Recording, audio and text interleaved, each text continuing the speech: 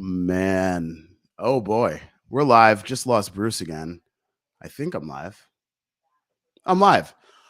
Just lost Bruce, so we're gonna wait for him to come on back in. But tour closer. Bruce is back. Here we go. Hey Bruce. That's just I don't know what's going on sometimes here with this, It's fine. You know what they say, podcasts like no one's watching or listening. And nobody happened to be at the time. Yeah, that's perfect. Yeah. Well, we're starting now.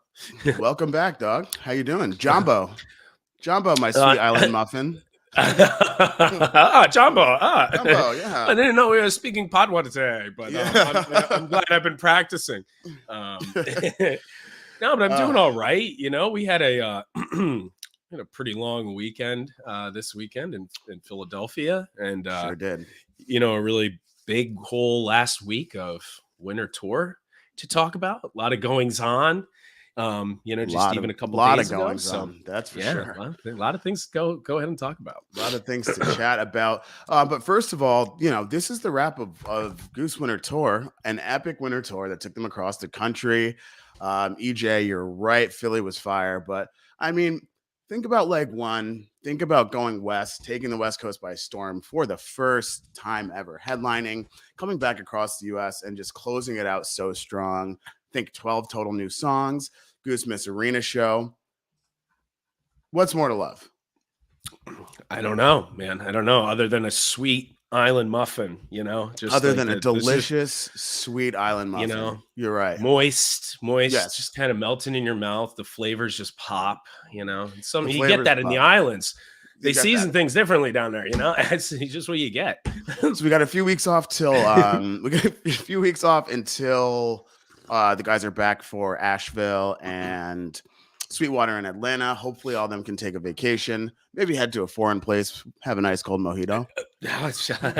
Who doesn't love mojitos too? Who doesn't love a nice cold mojito? Yeah. Maybe they can really much better than a Long Island, Yeah, of course. A strong island iced tea. If it's domestic, I'm not sure I'm into it these days. But it's been great to hear people's thoughts on all this music, the growth of the band. We're excited to see what comes next. And we also want to thank every single one of you for tuning in, giving us all this support, because we have grown exponentially with listeners over the past couple months on the Osiris Network.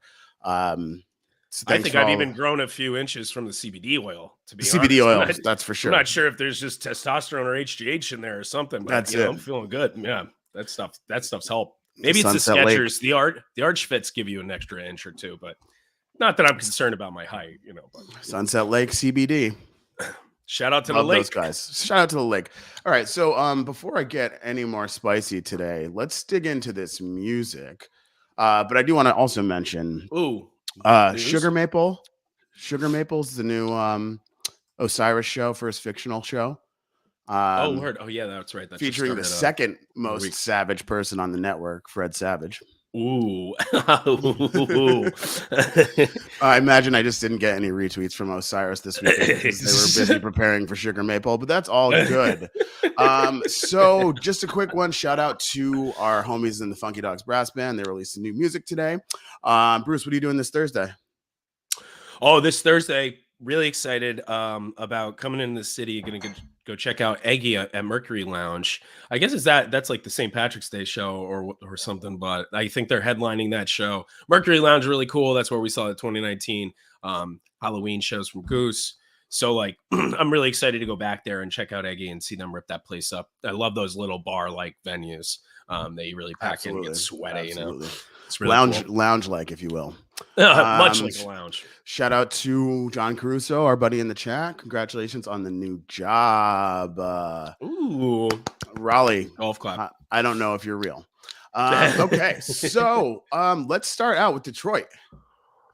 8 Mile. Royal Oak. Excellent Mixler stream. I don't know how they pulled that off, but that was one of the best Mixlers I've ever heard. No, the Mixler was fantastic. And that was another night where a lot of fans were scrambling, posted on the board. Just trying to find a stream, no matter who, no matter what. I mean, I don't know if Goose is just trying to fuck with people or what, trying to make this hard for everybody. Um, but it's fun to see the community so hyped up like that. Right. People were peppering every single social media forum that you can, asking for streams, and eventually we found one. And this Tennessee Jed Mixlr was so good. So So, that we so really good. appreciate it here, so we can actually have a show on these days. So thanks to Definitely. everybody who always works the streams out. I really, really appreciate it. I do wonder, like, if it's hard for the band to kind of figure out which shows are worth it for them to stream. But judging by how many people were tuning into fan-led streams, whether it was video on Facebook or whatever, or if, as Nick says, the Wi-Fi didn't check out, Yeah. it'll be interesting to see, like, as things continue, whether or not they're going to start working towards every night. I don't know. Wi-Fi is still surprisingly bad in 2022. Who would In have thought? 2022, Who absolutely, would have known? absolutely. It's almost like we're okay. Never mind. I'm not even going to do it. No. So Royal Oak, Michigan, 3-9. Starting out with Born. So Born's has already evolved since the song was premiered this year. What really stuck out to me, we get the normal song structure. We get to get our indie groove feel out. And then, like, they dove into this jam that really, really started to bounce into what was similar to 2001 jam. Right. Like a dancey jam. They seem to be able to get into, something like you would maybe expect to hear out of one of those faster echoes, or, maybe an Arcadia where it's kind of boppy, and, you start bopping your head, start dancing around a little bit. And once they get in the jam section, and they end up doing that like every time with Yep. Born, Yep. it seems like, you Absolutely. get this really ambient sort of theatrical singing in the beginning. And you get into that indie space, like you mentioned, and then yeah, they break into these dance jams, and this one's so very reminiscent of 2001, and it was hot. I mean, geez, right away they sounded sharp as a band. Born Sure sounded did. great, and Sure this did. jam sounded great, man, and, Yep. and picking up the energy right away. Definitely. So Born into SOS right there, like seamless transition. Why not dive right in? I like an early show SOS. Yeah, as do I. And it just kind of was a sign early on too, coming out of that Born, that these guys were, coming. They wanted to play the heavy hitters, and they wanted to keep a certain level of energy and a certain vibe going, which SOS did perfectly well. It was like SOS wasn't jammed out like crazy, but it was, again, really sharp. Rick sounded excellent. You could tell he was on fire already tonight. And he shredded this SOS. So I have in the notes, my jealousy was mounting at this point. It was. Had a lot of friends out at the Michigan show. I know better. I know not to miss Midwestern shows from Goose. They just favor that now to the Northeast, I guess. Definitely. But so, it was a bad idea not to make these shows, but I was feeling it at that point. Definitely. And I think there's a good point in the chat here from Adam Renter, better than whoever said Coach smokes mids. We all knew that was true for years. Born and Dripfield are important because the jam progressions have the potential to trigger meditation responses and people in attendance on the chance to let go. I think that point is very important. And that was something also that Stephen Hayden, shout out to Stephen Hayden, maybe a future guest, raised in the article about Goose being the next great American jam band, whatever. Say what you want to say about the headline. It was a great article. And Steve Hayden's good at dissecting lots of different types of music, but he really dug into just how meditative this music can become, just how a song can become a mantra, and how it can become so exploratory. And so I think that's what we're starting to see is so incredibly special about this derivative Hamblend that we're all following around, is that not only is the song structure really incredible, really good lyrics, really good accent, really good accent on those lyrics, really good island, authentic island accent. It's like, comes off so authentic. Take me back, I feel like I'm sipping on mojito now. Just should have seen these guys at Playing in the Sand. Yeah, I know, right? That's their home turf is the sand. Cancel Mice Canada. So, like, I think but what we're seeing here is like these songs are catching on. Pop sensibility, but also we're digging into some good music. Maybe it peaks a little bit too much for you. Maybe they're not ready to let the jams grow. All I know is that 2 years ago, the band did not sound like this. And we're going to talk a little bit more about this later when we talk about Factory Fiction from Saturday. But one thing that I hadn't really ever heard from Rick before was just being so insightful about how this band has grown and being patient in the jams. So hopefully all you listeners out there can continue to be patient as this band that has only been around for less than 8 years continues to grow. I agree, Jonathan. Jam band's derogatory term. We only go by indie groove here. Yeah. Did he just or psych pop? Did you say the J word? Yeah. Oh my goodness. Oh boy, we are only on for the third song of the first show of last week. We are going to keep moving. So glad I'm going back to therapy today. So, first set, Life on the Shelf. Oh, speaking of therapy, yes, therapeutic Life on the song. There it is. Quick little 5 minutes gave everybody a chance to breathe. I won't make the Elf on the Shelf joke this week. Before, what I'm not sure is the greatest Rosewood Heart, but certainly a great Rosewood Heart. Well, at that time, I was very sure. I was sure of this Rosewood Heart, and I mean, if you check the tweet history on Great Beyond or my account or potentially Greg's account, I don't even know where I'm tweeting from half the time these days. They want us to tweet. We're going to tweet. Hey, we want us to tweet. So I tweeted that the Rosewood Heart was, Chef's Kiss. It was. I mean, it had nothing to do with the Keith Blunt from Sunset Lake or the Reasonably Sized Dab before that. But I knew, again, you're listening to this show, and even with the Life on the Shelf, you can just hear how they're playing. And you could feel the energy. And then they get into Rosewood after Life on the Shelf, which I was like, could be a little slow. But I was like, I feel like they're going to take this one deep. They tend to with Rosewoods. That's not that surprising. But just with the way they were playing, I was definitely actually very excited and interested in hearing what this Rosewood was going to sound like. And I swear to God, I thought they were wrapping it up 2 or 3 times during the Rosewood. Me too. And that was how good kind of the jams were flowing. And I thought they had gotten into a segment that was going to conclude their jamming on that. And then they just found another segment and they found another riff or another theme and kept going. And all of them were quality. This is what's good when they have good long jams, like the 10, 25, 19, Wilkes-Barre, All I Need, is that every section of that is really good in and of itself. And then they flow together well. And that's what was happening with this Rosewood. I didn't even realize how long it was either. Right. Somewhere like 36 or 38 minutes or something like that. Yes, you were just too busy tweeting, "I'm high as a kite" from the account. Oh, dude, I was super high. The dab was definitely really big. And so it was just perfect too. Cause I was like, yes, I knew they were going to go big. That's why I went big. I love it when a plan works out. But so, they really crushed that. Then they got into those echo teases in that.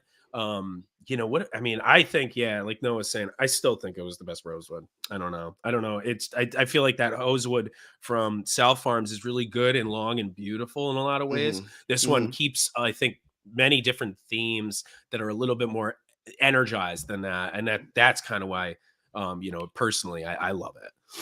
Definitely. And I would have thought that's the end of first set right there, but why not treat us to Seriously. 12 minutes and 45 seconds of Jeff Engborg? Oh, dude, when they played Jeff Engborg, I was pretty pissed. I mean, I can see I'm starting to write notes in capital letters in our notes. Forgot about that. So yeah, and all in Jeff Engborg, I'm just officially angry. Ugh, this Engborg is so good. Very angry. So mad I needed to smoke more CBD. So that was those are my notes for nice. Excellent.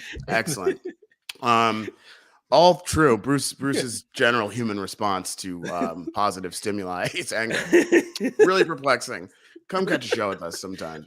But this Jeff Engborg was fire. I mean, I think that was the third one of this winter thus far. And obviously throwback Great Blue track. God, love when I get a push notification for Credit Karma mid-stream. Jeez. Woo. It was good though. 2 thumbs up. So gonna get a 20-point boost, Greg. That's it. Experience is all I truly know. So fire Jeff to finish it off. Stay tuned for Jeff Engborg Part 2, hopefully coming back or coming out this summer. There is a Part 2 that does exist. I got to see Jeff at Gooseday in his Canadian tuxedo. He was talking about it. There he is. There's the guy. Oh, he's in here. All right. Yeah. What's up, Jeff? Not just a jam song, folks. Play it every Um, show. I agree. so set break, Bruce got a chance to dab, and then dive into a 726, 20 minutes. Yeah, which again, another one of those jams that you just get into listening, and you know it's long. You just really forget how long ago it started. How long this was Mhm. running. I did not think. I knew this 726 was longer than normal. But I was surprised also to see after the show that it was like a 20-minute section. It Yep. was it was really good, Yep. so good. This is a bit more blissful. A little bit more of that meditative space. Shout out to Adam for the comment that's helping us through the show. Yep. And and so that was interesting. But I thought that's a perfect spot for it. It had such a high energy, go, go, go, a lot of different themes, a lot of cool stuff you were doing in the first set. Open with a song that everybody really loves as far as a slower song, and then take your time leading into a Madhavan. I'm not on. So Set two, Bruce, spot two is crazy. I don't even want to say anything about this Madhavan just because I think your write up of it is just so succinct. Which one? The OMG, about to cry at home at this point. This show, Jesus. Yes, that one. Keep going. Keep going. Alternate album lyrics to F. Okay, and then Madhavan Jam quickly gets weird and spooky. Rick starts pulling them out of that space with a slick little riff. Ugh, this Madhavan is sick. Absolutely outrageous, rocking up and down outro. Absolutely jaw dropping. Just shaking my head here at home. I was just like, because it's for me, and Madhavan had so much energy again, and I mean, and it was, and when they're into a more rocking form, straight up rock riffs and stuff, it's like that's the kind of goods that I love, and then this Mhm. show has had it in spades the whole way. Yep. So it's like that was just my certification that this show was just definitely going to be a classic Goose show, in the sense of how some of my favorites, some of my old favorites, some of my bar favorites have been some of the O'Neill shows, some of the places, like the Vivas shows, the 10 the Bryac shows, Yep. Halloween shows from 2018, um, you know, and including the ones in July that they did for the first Austin Powers. I know they've Yep. done 5 Austin Powers movies now, so you got to try to keep up. But the Austin Powers Halloween shows, Redux. they just have this feel throughout the whole show that it's like it's just hitting. Every choice they're making is good, and there's just nonstop energy and vibing going on. And that's how the show was up to this point and all the way through this Madhavan, which was and, nasty. and straight into Doctor My Eyes. First time in a while, we got a little Jackson Brown in the mix. Yeah. And I mean, this was a good. I mean, it's again just how long these songs were and the places they were taking everybody. Doctor My Eyes was a good way to slow it down a little bit without slowing it down to a crawl. Yep. Not Yep. something super slow like this old C. Still Um, though, that second set bumper that I was talking about. Yeah, exactly. And I mean, I think it just all depends on how that set is going already, but Yep. it's necessary to an extent. It's just about what choice do you make there and then how do you utilize that choice.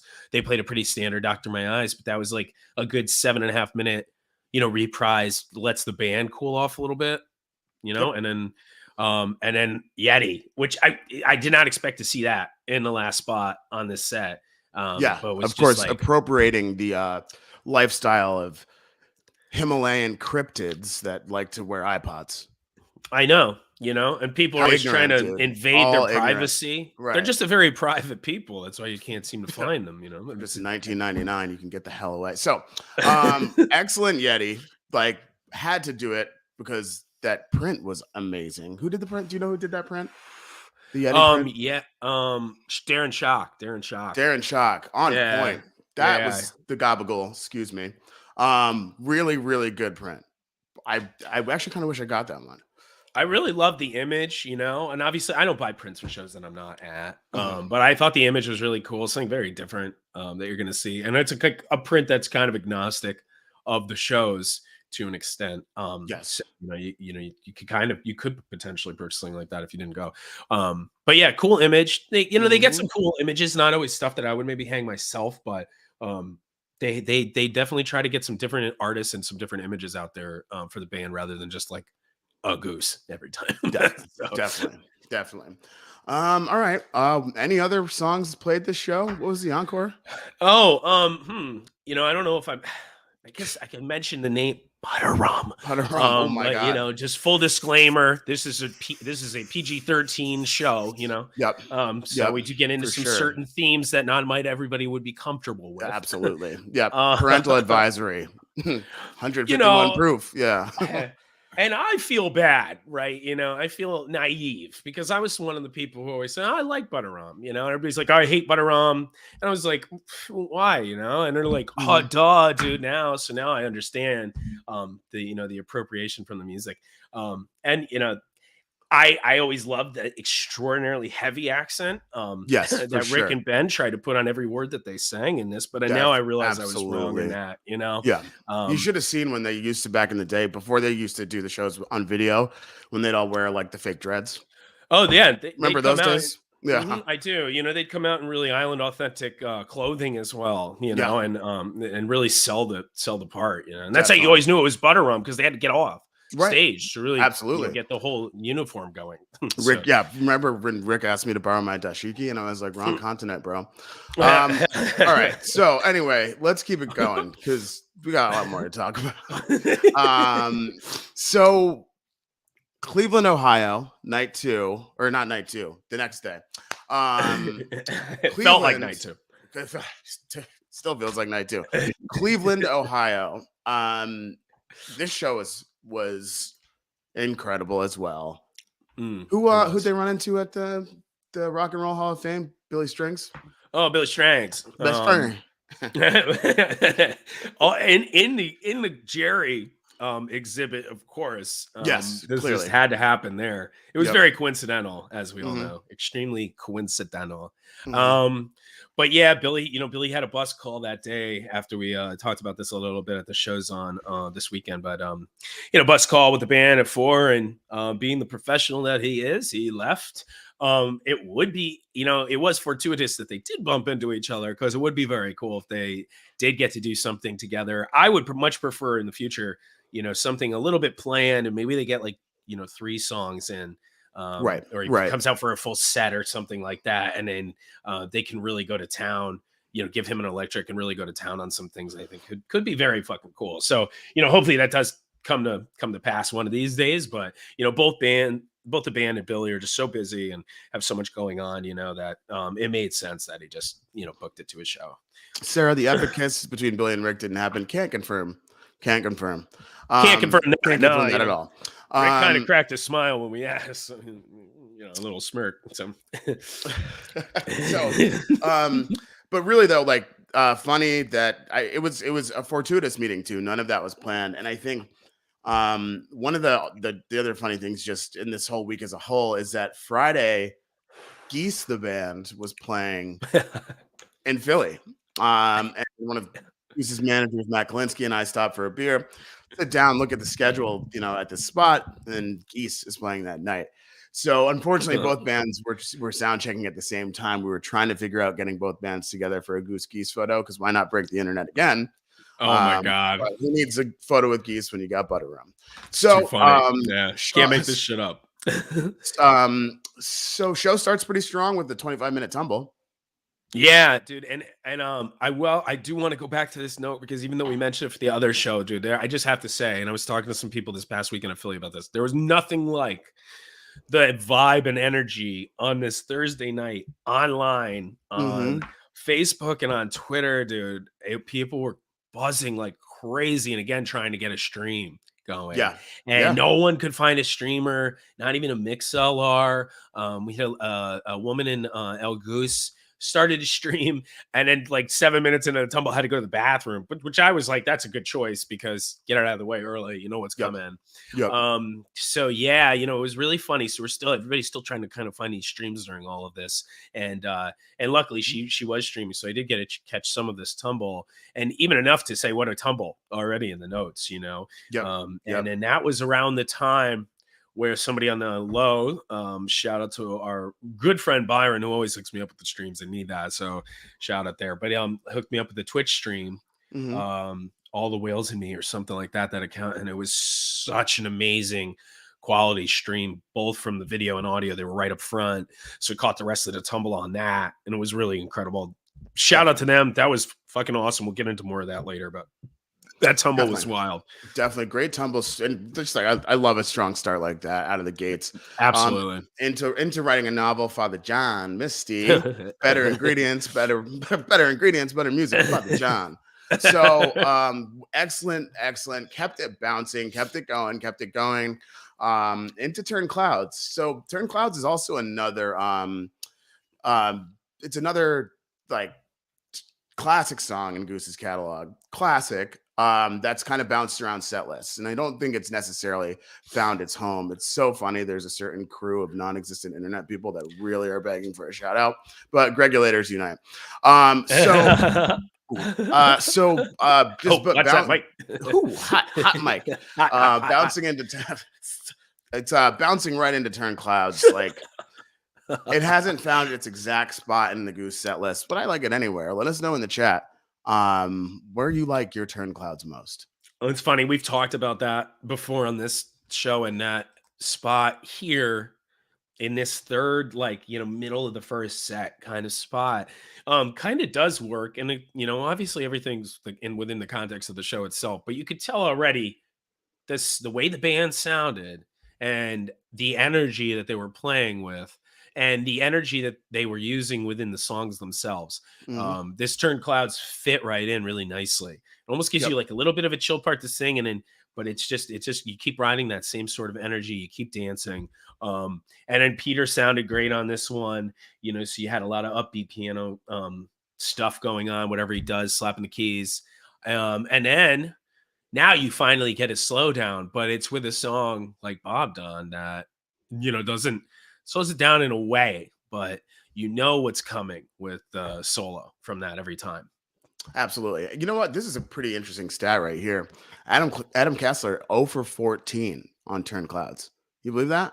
Wow. I was going to say before, Adam, that's one that they play that's never really dropped out of regularity. It's always Mhm. been around every 3, 4, 5 shows. It's always coming out, and that's been that way for years. So it's pretty crazy. Wow. I also like Turn Clouds Encores. Here. I think it's a good Keith's spot. over 9 too. Wow. Oh, this is wild. I'm stunned to see that. I Guys wouldn't gotta have thought come. anybody 10 shows. I would have thought you would have at least had to see Turn Clouds twice, to be honest. Right, right. So Gotta come to more shows. That's it. Amy's right. Turn Clouds. That's it. Turn Clouds, Turn Clouds. Greg, we're looking forward to that. All of us Turn Clouds cover. Make it happen. So Turn Clouds, why not get a little bit? Whoa, everybody, like everyone's missing Turn Clouds here. That's crazy, dude. Nobody getting turned. Nobody getting turned on a Goose show. Hey, Nas, missed you this weekend. Saw you on the rail. Amber 0 for 12. Amber, you probably just missed it because someone was chomping behind you. Yeah. You might have heard. They might have played it. Yeah, they might have played. You never know. So, Turn Clouds, excellent. Bob Don follow up. Why not bring the energy a little bit higher? Right, Robert Donald. Then he brings it in the solo. So you get a little comp part while he's singing. He brings it up in the solo, and then Rockdale in a really good spot for me, in my opinion. Rockdale, and that Rockdale went deep too. 25 minutes. 25 minutes. It gets into some low end, thick, slow funk, which I really like that note. And then I put very thick, which just goes to shit. And then coming out of the thick, thick, thick, another thick jam, huh? Yeah, thick and creamy. Double C. And then you get Getty, dude. See, this is the great thing about this Twitch stream. And people are starting to find out about this Twitch stream, by the way, at this point. But you don't make too much noise. Really had a good sense of what Getty was doing behind the band on the lights, maybe not from the up tops because it was right up front. But he did this really cool, like once the jam gets out of this dancier space, starts getting more spooky, again, that meditative trancier space, a little bit more of an indie vibe from the riffs that he's playing. Getty was doing these really cool, smoky, changing colors behind Rick and the rest of the band. I mean, and the thing about Getty is he's just able to do like anything. He's exploring his boundaries. He really is, dude. It's not just strobes and cool movement and beams and all that stuff. Laser nets are great. I mean, yeah, he does. He's been doing cool stuff with netting, with the horizontal lights and the vertical lights coming across too. You can see on some cool photos of this stuff. So just wild. And then this Rockdale, you just heard such an excellent show the night before. And they're playing some songs that they play a lot, and they're playing big versions of them. And then you get to this Rockdale, and you're like, yeah, they've been playing Rockdale a lot since it started to come out relatively regularly. They've had a lot of good versions of it. Can they get a better one? And this one is just nasty from front to back. Again, lots Absolutely. of different themes. You get from blissful to spooky and more proggy. Then Absolutely. it sounded like Peter was on a xylophone with some kind of effect he was doing. It was really fucking cool. And then they just go off at the end of Rockdale. I mean, this Rockdale is just classic. And I think now, again, something I tweeted about early. But other people too, still see it today. I saw Neil Landry tweet just earlier about how good that Mhm. Rockdale was, and it's really probably got to be the best Rockdale that they played up to this point. Absolutely. Um, I would agree. I would yeah. agree. What do they call it? Hasty takes? What is it, Ryan? Yeah, I mean, I don't know about that too, because most of the time my hasty takes have been takes that I haven't changed in my Right. No, mind, I'm you not know? ever wrong. Yeah, I well, the one time I was wrong was about butter rum, and I'm trying to Absolutely. learn from my mistakes there with You're right. that. You're right. Uh, So, luckily, this is our last live until the guys are back on the road. Bruce and I will be listening, learning, and reading, so we can really get a new perspective on butter rum. Set to Echo of a Rose opener, 18 minutes. A lot of talk about Echo. A lot of talk about Echo. Yep. Another really good one, man. And it's another long jam that I've preached on this show before. I preached it to people my entire life that I Hmm. just don't care about a long jam because I really haven't. Long, boring jams are something I've always disliked in jam Hmm. shows. So, and I find that there are a lot of boring ones. And these are ones that just whether they're changing the themes or whether it's just the pacing of the jam itself. I love that they lock into themes on long jams and stay there for a Hmm. while. I want you lock Absolutely. into something good, that everybody's grooving to or everybody's vibing to, then stick with it for a little Yep. while. Like I Yep. love that about them. Um, I love that about when the Biscuits do that. Sorry if you don't. But so that's one of the things I loved about this Echo, and also I don't know what's more appropriate. Maybe the people in the chat might know fast Echo or funk Echo. I've seen people calling it funk Echo more now. Right. Um, Right. but Don't. either Yeah. way, they're just crushing this new style of Echo. All I know is I'm happy they're moving away from reggae Echo. Gosh, imagine. Uh, Seamless transition into the mist. Bruce, you love a good second set mist, don't you? Oh god, dude, always love the second set missed. Ben's drumming was nasty on this one as well, and the whole band seemed to be firing on all cylinders these shows. But yeah, this one gets into this really cool heavy bass beat. In the end, oh man, I just after the rock from Rockdale to the Echo to then this, it was just again just shaking my head like why did I go Hmm. out to the Midwest? Just I don't know. And I have to say one thing about not having like band produced streams for these specific shows is listening to the mixlers and literally just kind of getting to experience it from the crowd. There is a little bit something special. Like I do like to listen to taper recordings too, because the energy in these rooms was absolutely unmatched. Yeah, Jesse, as Goose is a Midwest band, like we knew that.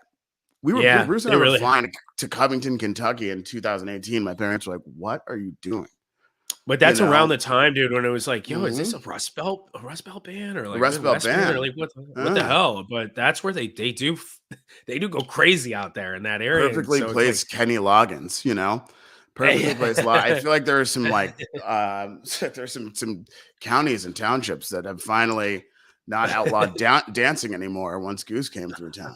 Really, really good to see. Really good to see. Oh my Making god. a change. So into the mist, and then Old Man's Boat. This one went deep too. And they always seem to a song I was like a little on the fence about when they came out with it, but you couldn't go wrong with the jam section, the improvised section at all. And I just have come around to this song a lot. Like this is another good way when they put it in a good spot that feels like it just works with the whole vibe that they're bringing for the whole show. And this is like a time to cool people off a little bit in this set. This was well placed, and the guy sounded great. This was another really heavy disco, funky kind of vibe out of the jam. Tons of synth effects, really cool lights. some use me teases. So this is when the jam they're starting to do these use me teases, and I'm like, okay, so that's they're just teasing this. Of course, they're not gonna play this. They're not Right? going to do that. Yeah. They're not gonna play this. So I took that as a note, and then sure enough, they just start singing it, and I was just the funkiest use me too that I think I've ever heard them play, and it was just nasty. So, and a really So welcome surprise as well. last time played Coach's Wedding. Isn't that crazy? That is, man. But Which that's why I just was like, they're never gonna play this. Like, Yeah. it can't Oh, be yeah. anything more than teases. But Yeah, that was a show. oof, Got to use yeah, it me. was. Ain't life grand. Funny thing about Coach's Wedding, it was on my birthday in 2019. October. Our homie Doey Joey DJ'd. I actually emceed the wedding last minute. We had Matt McNulty and Jeff on upright, McNulty on guitar playing Yep. some music while we were during like the hors d'oeuvres and that part of mingling at the wedding. I don't know what it's called. I'm never getting married, but the mingling time. Mingle time. Yeah. I don't know what it shows up as on people's like little schedules. That's it. 60 minutes of mingle time. Yep. Mingle time. What also is cool. So we're moving past this old man's boat thing. Hold on, everybody. But the stream. Thank you for mingling. One more time to go back to the stream. I was stunned. There were 1,500 people on this Twitch stream around between Mist and the old man's boat, and between that whole second set, there was 1,100 to 1,500 people on a free Twitch stream. And that was how good. That's how good this stream was. People were tuning in. It was just like a free regular stream. It was insane. I've never seen anything like that. So use me 10 minutes. Let's go deep. Then Dripfield. Why not? Why not another half-hour jam? What a great way to end a set too. And I was like I wrote, I was a little upset because I was hoping to hear it in Philly. But man, these two shows were just so good. It's just to be expected that they were going to come out with a huge closer here for this. And Dripfield just slaps. I think a lot of people in our friend groups and a lot of people agree this might be one of the best new songs that they've released out of a lot of great new songs. Mm-hmm. So I can't wait to continue to hear this throughout the year. Sounds like Doey Joey's spinning tonight with Residual Groove. So check him out. Check him out at Dunville's in Westport, probably Tuesday. Hell yeah! Grab yourself a slice of Naughty Dolphin pizza on the way. All right, so Dripfield lit, and then a little bit of Devo second or encore right before Jive Lee, featuring a very, very special guest. Yeah, that was so good. I mean, it's like at that point, I was pretty confident he wasn't there. I mean, I had been pretty confident that he even if they were there or stayed there, that he might not hop in for a song. But it's felt like it could happen, and they definitely felt the need to troll the fans here with this one a little bit. And I thought it was hysterical. But yeah, get Coach to come out on the rain stick for "Whip It" of all songs. And, right. Basically, Goose's version of Rick rolling people. And then Rich rolling. Rich rolling. And then and then Jive Lee. Yeah, good way to end the show. Fuck it. High energy again. Soul show. These whole two shows just kept the vibe going, leading right into the Fillmore in Philadelphia to close out the run. So let's take it to Philly. Let's do this. Yeah. Let's do this. Motown, Philly, back again. Boys to Men, if you don't know. So Fillmore was an incredible weekend. So good to see so many of all of you out there. It's pretty crazy to see just how many press requests, ticket requests, we got for these last two shows, because the past 2 weeks have been so some of the best music Goose has ever played. And people like these rooms were packed to the brim. I probably sweat off 5 pounds, much needed, in there. But we spent a lot of time on the Jersey Turnpike, on the Turnpike, on the fucking Turnpike. The Turnpike. I forgot about that. It took me 5 hours to get to Philly on Friday. That's right. I was mad about that. Awesome. Yeah, Biden was in town allegedly, so that's but the traffic was so bad. I don't know, but we got there. We did. and we were positive. Um, dry. I Oh was my god. I was absolutely pulsating with love and light, you know. Yes, absolutely. Yes, you were. It's pulsating for sure. Yeah, unlike I usually pulsate. So okay, so we had a show that we saw, and of Yep. course, oh, coming out strong, opening with a drive. Drive's a pretty good opener. And this was a big one too. Hmm. Looking at this, it looks about 22 minutes. Yep. Um, Yep. so they just played a really excellent drive. Not all that long ago, last week somewhere, I forget. If anybody remembers, let me know. But I Hmm. thought it was a really, really good drive. And they played drive a lot, just to some extent. So it's hard to play a standout one. I was a little surprised they were coming with drive, just Yep. really, but it was really good. And they were hit. They were still. You could tell they were still feeling some of the energy and vibe from the Midwest. Yep. Absolutely. Into. I'm sorry. Got a little bit of a sore throat after this weekend. DC Probably. drive right now. Yeah. Oh yeah, Um. Got an drinks out the woke earthling. flu. Well, I've got a mild wood flu. It's not COVID though. Took my test this morning, so that's great. Um. Okay, so post drive, Earthling or Alien. Earthling I think has become what it is, unless of course Yeah, I don't know. someone People are raps really on it. super. Mm. People are super critical of the song for some reason, and I just don't. I just don't get it per se. And when you want a band to have a variety of songs, this certainly fits in their catalog in a place and time. Yep.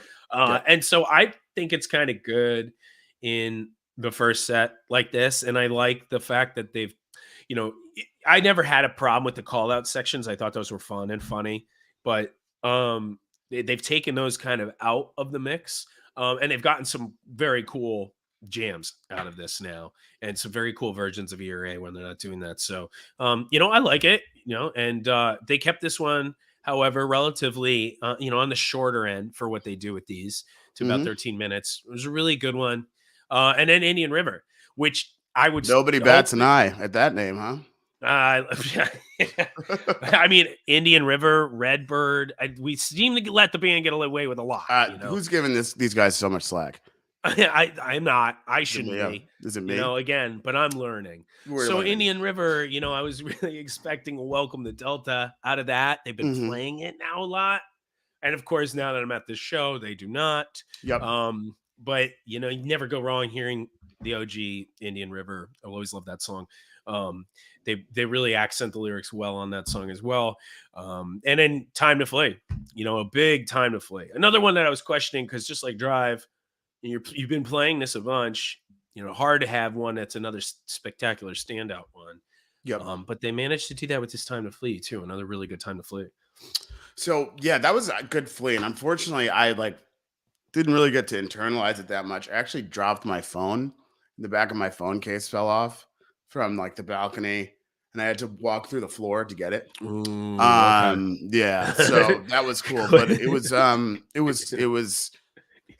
I heard it was pretty good. But Yeah, just making the way through that crowd, I was like, damn, there's a lot of people here.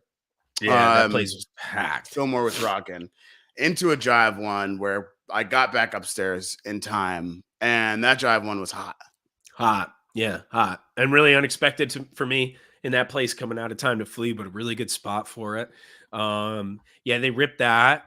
And then so now you're getting the energy back up from the beginning of Indian River. You get the Time to Flee. That's a little slower first. Great jam, jive one. And then capping it off with Sinnerman, I thought really made this set, Yep. what it was. Like I felt like they kept getting better with the set as it was going on. And I love their cover of Sinnerman. Dude. I really do. Such an Oh, excellent addition to this catalog. so And I'm great. happy they waited on debuting it. Nina Simone, the audacity. But I think it can, Cinnamon can live in a small room, it can live in a big room, but massive, massive sound. Yeah. That's Yeah. something we don't do enough here. It's like, let's give a shout out to Ben Atkin and Jeff Arevalo for being so locked in. Oh yeah, dude. This, and you could hear, I know I've always thought this was bullshit. I'm sorry, but Mhm. you could very well hear Jeff in Fillmore. Yeah. And I don't know if it was just where our positioning was. Obviously rooms like that, sound is always different. It's just one big square.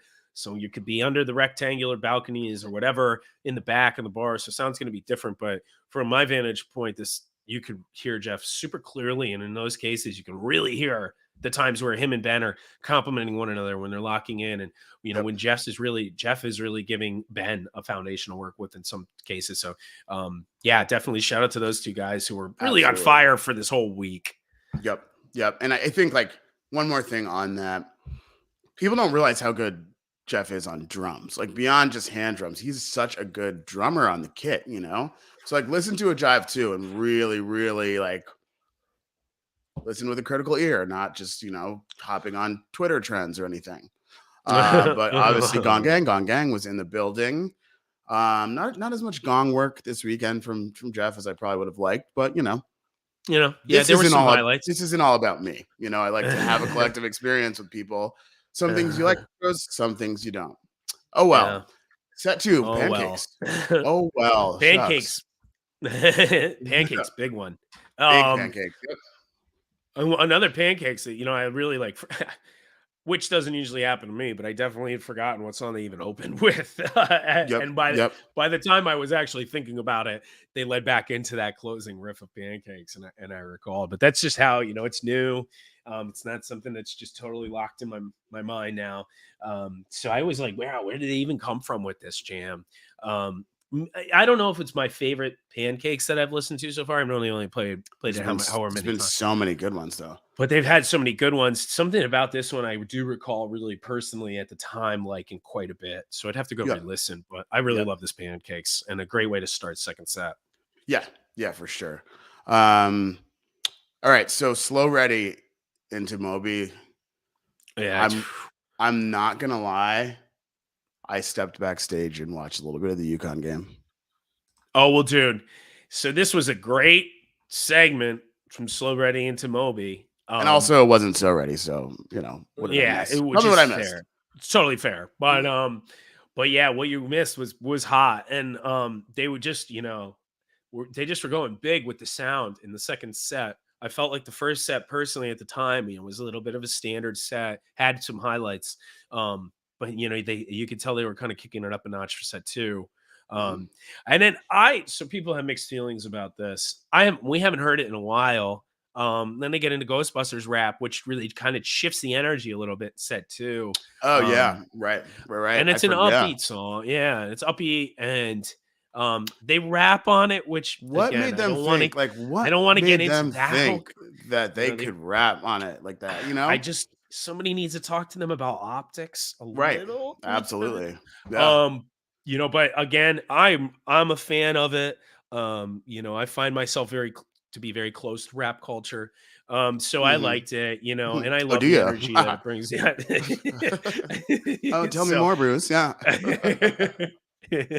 so so I always thought it was a welcome place, and I really thought it popped too. I thought this was a better one that they've played as well.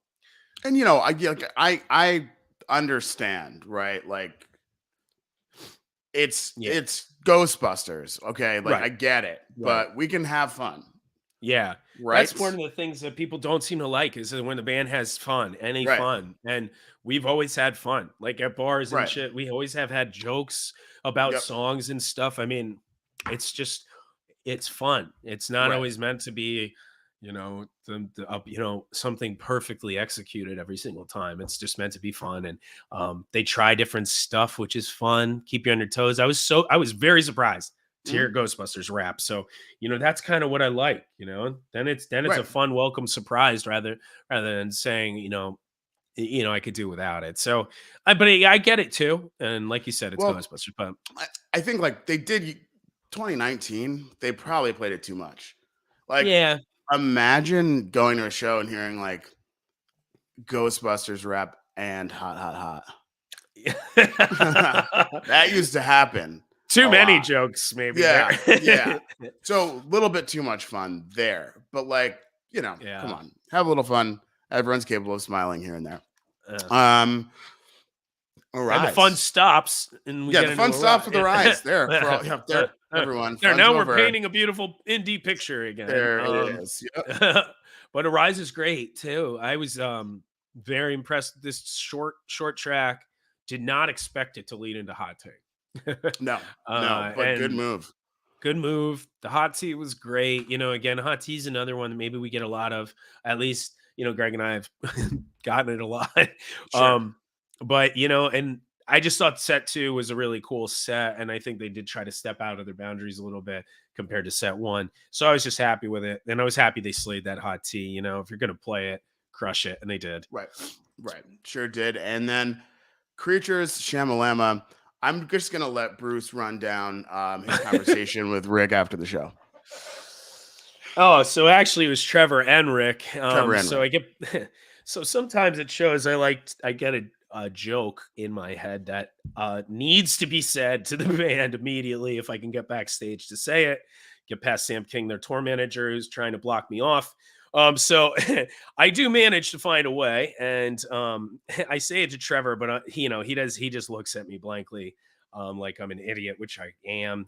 And then I'm like, "Where's Rick at?" So I go to this room where Rick's sitting, talking business with DeCiani, their manager, and Baruch's back there looking at his phone, doing business stuff. There's some other people back there. I don't know. They don't matter. And then I come in, and I'm looking at Rick, and he's looking at me, really like, kind of almost sexually, but that's another thing that they have It's a problem true. with. So, it's the coming on to me is tough. But I see him, and he's like, "What the fuck are you doing back here?" I'm like, "Well, I had something to say to you, but I guess you don't want to hear my advice."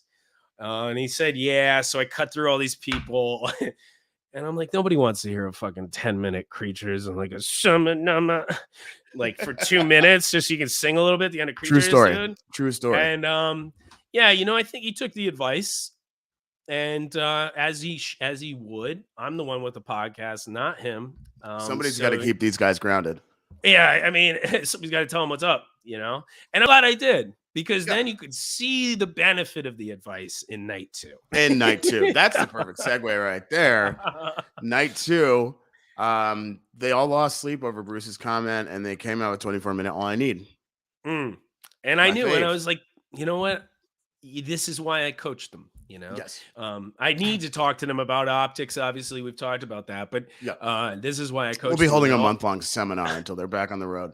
And Greg and I have talked about All I Need being, we've had as much as we need of All I Need, but to open up with this one in this way, I can't knock it. They knocked this one out of the park completely, and then into California Magic.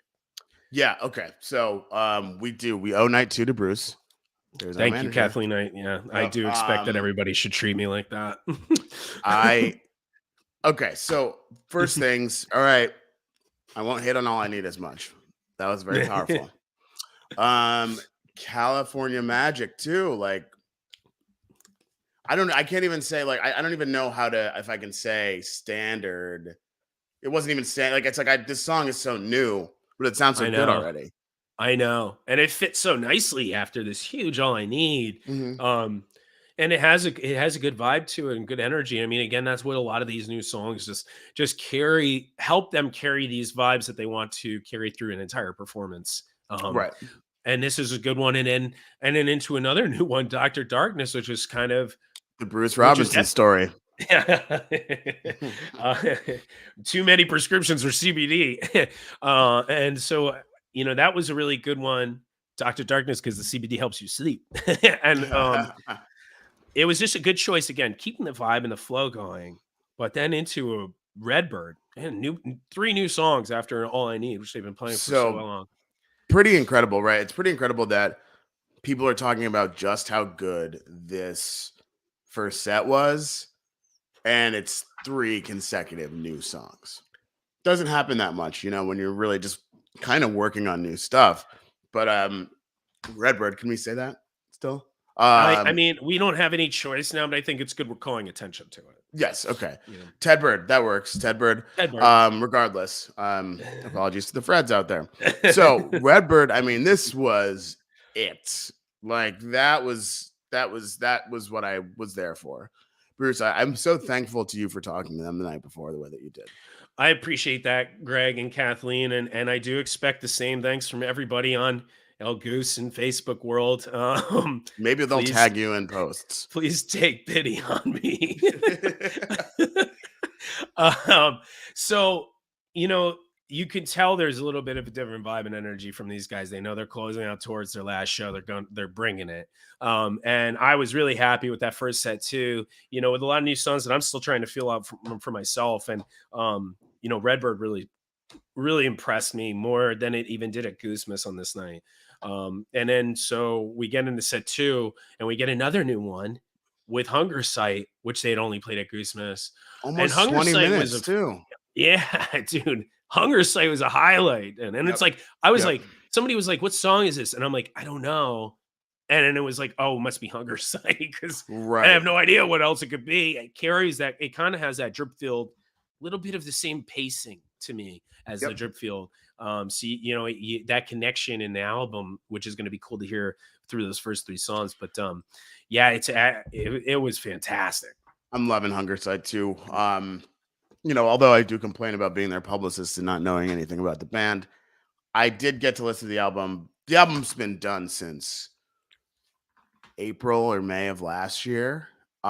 This out they've been sitting on this album for a while, and so I Yeah. remember hearing Hunger Sight for the first time last summer and saying like, "This is their arena song. Yeah. It works. It Redbird works works. Redbird works in an arena too. Silver Rising works in an arena too. Those absolutely." cool vocal rounds and jams that they get into set such a, again, going back to Adam's comment from before, that meditative, this trancy vibe that you just like Yep, get locked definitely. into, and Hunger Sight, the pacing from Hunger Sight, the pacing from Dripfield get you into a similar space in a different way. And it's just like I that. think They're just about stellar songs. all this works in an arena, unless of course Yeah. you show up with a bad attitude. Um, Please forgive me. What'd you think? 10 minutes? I 10 minutes. I love it. I love this song. I love this album. Back in the day when I was in high school, I played this album out a lot in my car. And so there's just a ton of good songs in this album, White Ladder. And but Please Forgive Me is a great one, and it's such an interesting cover for a band, that's in the jam scene. I will hesitate to call them a jam band, which is very nasty. Watch your mouth. So Watch your mouth. indie groove folk pop. Yeah, So Please Forgive Me was really nice, dude. I just love this song, so they can't go wrong with this one in my mind. absolutely, absolutely. This Arcadia, ooh-wee. Yeah, this set, dude. This set Yeah. is just already so ridiculous. And yeah, another big one, man. And I don't hesitate. They have confidence to pull out All I Need and Arcadia and Drive and Madhavan all of the time because they rip the shit out of them. Yep. And Yep. this Arcadia, not the longest or biggest ever, but extremely good, keeping up this crazy vibe in set two. And in Fish in the Sea, which is a fan favorite, one of my favorite covers that they do. Hmm. Oh God, you just can't go wrong with this Yeah, song either. Rick had to crack a light beer for that one. Well, yeah, Like it just stops in the like a middle. whistle. Yeah. Yeah, it's like I Peter's mean, got it going. I don't need to play right now. it really, really like one of the things about Arcadia and this Fish in the Sea, and even really this whole like of tour, is just how commanding Trevor's really been. Trevor's like Yeah, almost playing lead for a lot of these parts. I think I mentioned that last week. yeah, But also like great to hear Fish in the Sea first time in a while. yep. Same for me as well. And so it's just you're just getting heavy hitter after heavy hitter in this set. And I couldn't ask for more. And then, like we had mentioned before, with the cool down songs, and I The mentioned bumper. yeah, Yep. there's your bumper in the second set with This Old Sea. Now, I mentioned that other night how Dr. My Eyes kept it going in a a little bit more of an energetic fashion than This Old Sea would have potentially. But this set now has been so big up to this point, and you already have an hour of music up to this point, Right. and Right. so you get into This Old Sea, which really was a much needed at this time. I think big cool off, Hmm. and then as soon as they get through the vocals, the jam, you can already tell they're just like locked into a foundation for this jam. They're going to take This Old Sea for a ride. Yep. And Yep. I wasn't, they did that one at Floyd Fest. And I do think it was very cool. The first really long This Old Sea that they jammed out.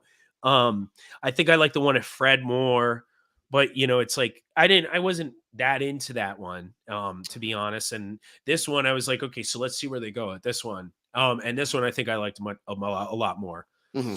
Definitely. I don't know why I have some really like have some holes in my working memory from this weekend, but I certainly was lucid for Factory Fiction. That's okay. I've been lying about most of this stuff, and just Yeah, trying to keep the show going. we weren't even there. So Factory Fiction.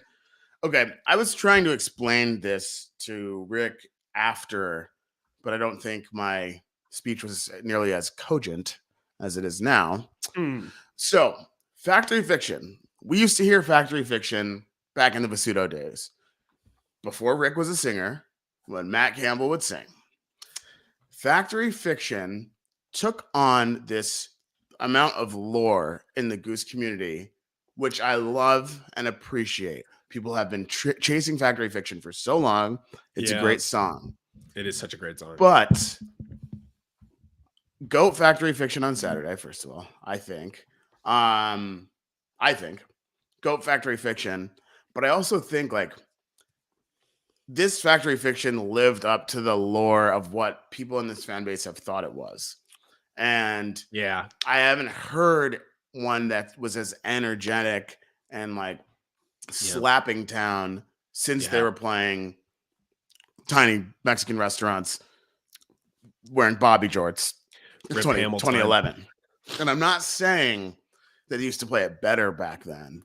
I'm just saying there was a certain energy that I haven't felt watching these guys play in a very, very long time.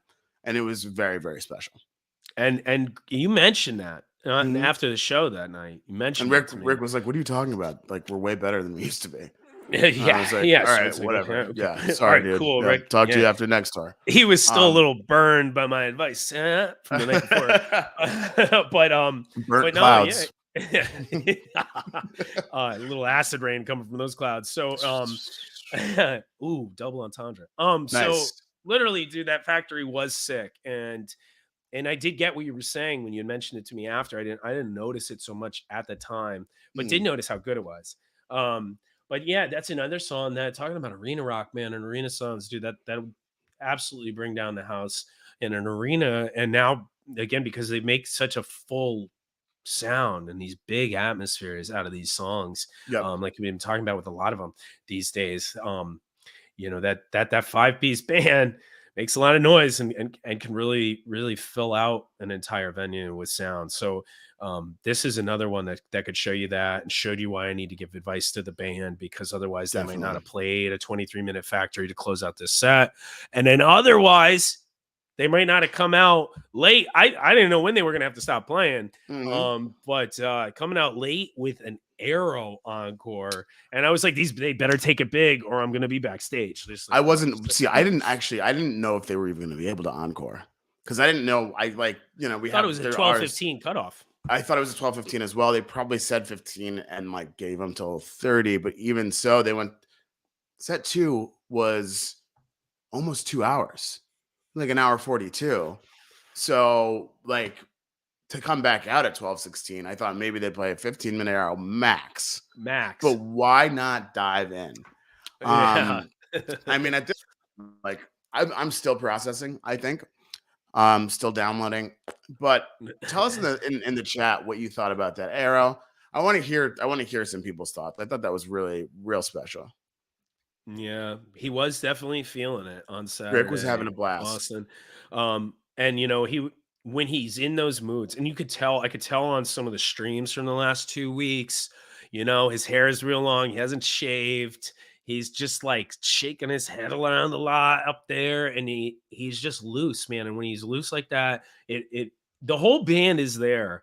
Night after night, the whole band is there and locked and loaded. And I think when Rick is really feeling his best, there's no limit to what they can do in a show, and the shows are always fire when they're like that. That Arrow's great. Rick being more animated, yeah. I mean his animation is not much. Right, exactly. But you can tell. Right, you can tell. Right. Yeah. Oh, look at him move, look at it. So yeah, it wiped out after that second set. It was a long second set for sure. So that's it then, huh? That's Winter Tour. I guess that's it, man. What a Winter Tour. The second leg of Winter Tour especially, but the whole Winter Tour was incredible. Just playing different types of music. I think the first leg, you got to really see where they capped it off with Goosmus. You got to see the heavier indie vibes, get all the flavor from the new songs. They're really pushing themselves to try to play them every show. And then they get a little break, and then they step into the next leg of tour, playing with this higher end energy, a little bit more like classic OG sort of Goose style, and still weaving in all these new songs in different ways, trying different set placement. Yep. It's really like, I'm so pumped for summer right now, you Absolutely. know? Absolutely. I mean, I can't wait for this summer. I guess we may as well mention now. This is going to be our last Tuesday for a few weeks until the guys are back on the road. We still have bi-weekly episodes coming out. A whole bunch of dope guests will be on with us, and a lot to talk about, both with the band and their continuous improvement. Also, may talk about some other bands that we know and love. Maybe Bruce and I will do a very special episode that digs in strictly to 90s R&B.